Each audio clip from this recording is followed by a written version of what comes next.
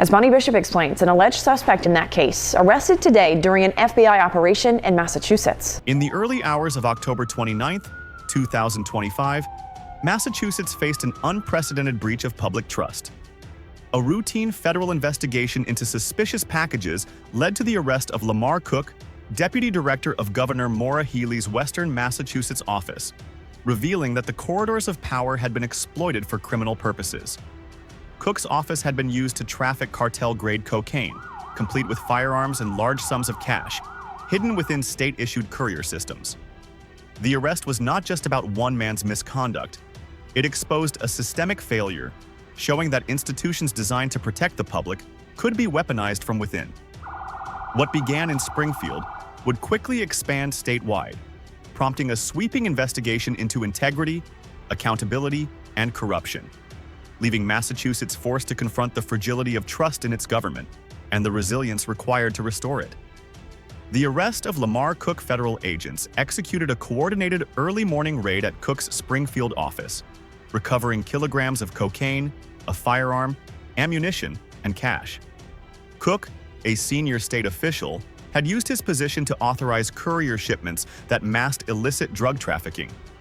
Packages bearing official state seals had previously passed unnoticed through government channels, including prior interceptions at Amherst. The sophistication of the operation was striking, demonstrating a deep understanding of bureaucratic processes and the ability to exploit them for criminal gain. Cook was arrested without resistance and charged with multiple felonies, including large-scale cocaine trafficking and unlawful possession of a firearm. His arraignment highlighted the severity of the case, and his not guilty plea ensured the legal proceedings would be lengthy. The public reaction was one of disbelief, as the very office tasked with safeguarding citizens had become a hub for criminal enterprise. This arrest became the catalyst for a much broader investigation. Discovery of a courier network. Cook's laptop and digital records revealed a meticulously organized courier network that extended far beyond his own office.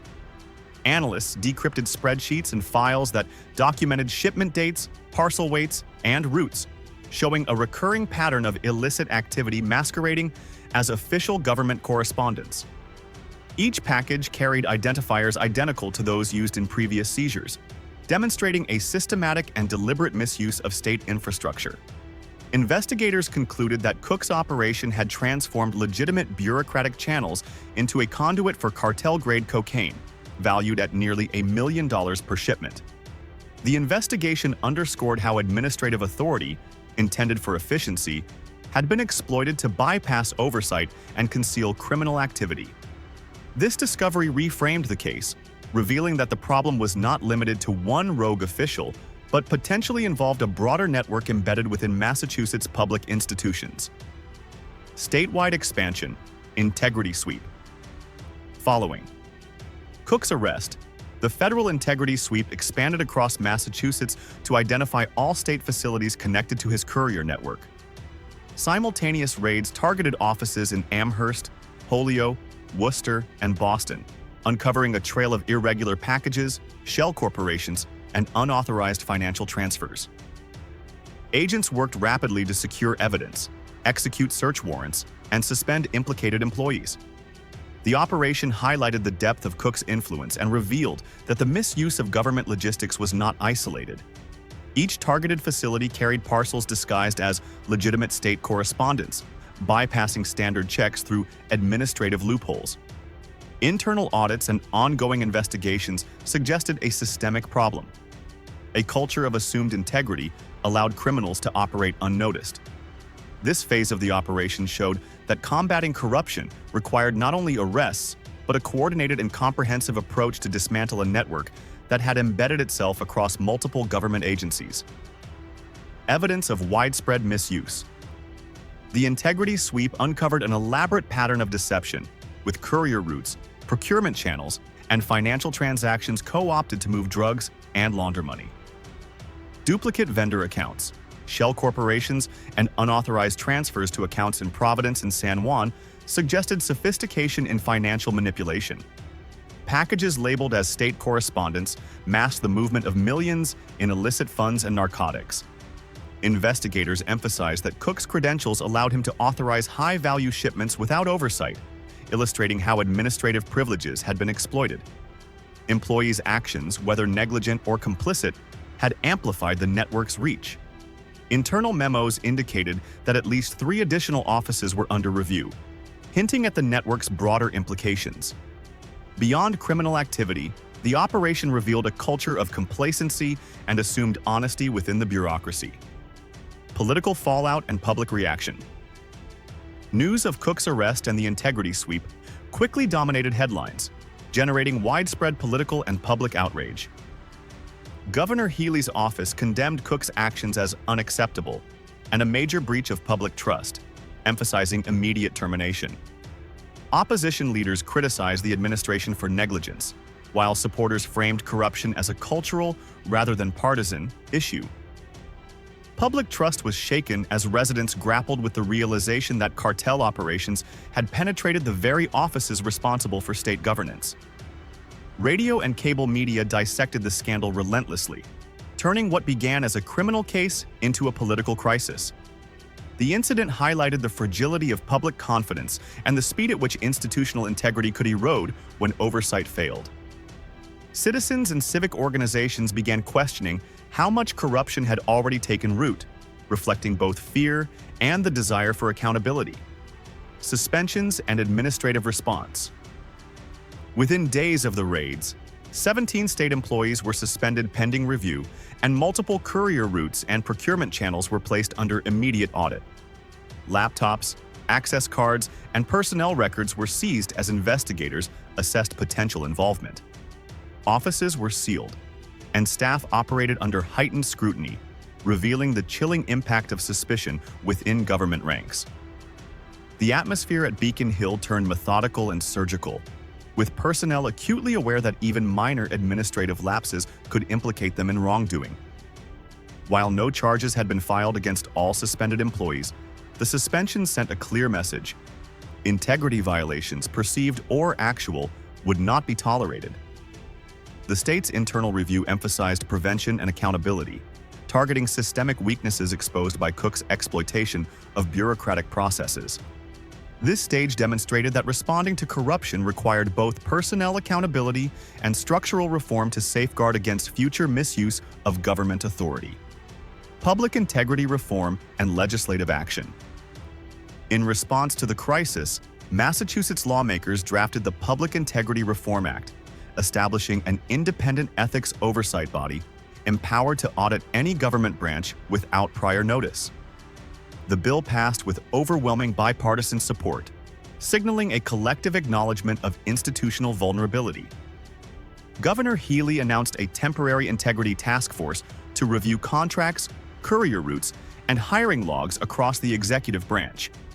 Findings revealed thousands of irregular transactions reflecting a culture of assumed honesty without verification. The reforms aimed not only to punish wrongdoing but to restore public confidence and institutional reliability. They underscored the importance of proactive measures to ensure transparency and accountability, demonstrating that systemic reform is critical in rebuilding trust after widespread administrative exploitation. The scale of seizures and evidence. Federal investigators cataloged vast quantities of narcotics, firearms, cash, and digital records, documenting the operation's scale. Over 2.7 tons of cocaine and related drugs were seized, alongside more than 130 weapons and millions in assets. Each piece of evidence reflected both criminal intent and bureaucratic exploitation, highlighting the integration of cartel operations within state logistics. The meticulous documentation allowed investigators to trace shipments, financial transactions, and administrative manipulation, forming a comprehensive picture of systemic abuse. Despite the visible success in confiscating contraband, agents described the operation as containment rather than victory, emphasizing the ongoing challenge of eradicating corruption embedded within trusted institutions. Symbolism and redemption efforts. In a symbolic response, the former Hotel UMass, once a hub for the trafficking network, was converted into an addiction rehabilitation center. This transformation served as a gesture of turning corruption and harm into community restoration, signaling hope amidst systemic failure.